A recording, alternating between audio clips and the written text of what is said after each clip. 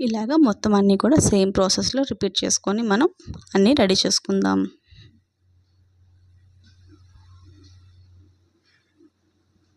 అప్పుడు ఒక కడాయిలో కొంచెం ఆయిల్ యాడ్ చేసుకొని ఆయిల్ హీట్ ఎక్కినాక మనం ఇలా రెడీ చేసుకున్న స్టెప్స్ని ఒక్కొక్కటిగా ఆయిల్లో యాడ్ చేసుకొని డీప్ ఫ్రై చేసుకుందాం. మంచి గోల్డెన్ బ్రౌన్ కలర్ వచ్చిన వరకు ఫ్రై చేసుకోండి. చాలా క్రిస్పీగా టేస్టీగా ఉన్నాయి. డెఫినెట్గా ట్రై చేయండి. గరం మసాలా అవి ఏమీ యాడ్ చేయలేదు నేను.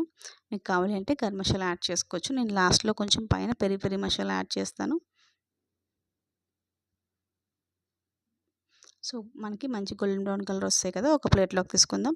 అలాగే మిగిలిన క్రిస్పీగా ఉన్న మన బేబీకార్న్ స్ట్రిప్స్ అన్నిటిని కూడా ఫ్రై చేసుకుందాం. ఇలా అన్నీ ఫ్రై చేసుకున్నాక ఫైనల్గా నేను పెరి పెరి మసాలా యాడ్ చేసుకొని ఒక్కసారి కోట్ చేసుకొని సర్వ్ చేసుకుంటున్నాను. అంతే.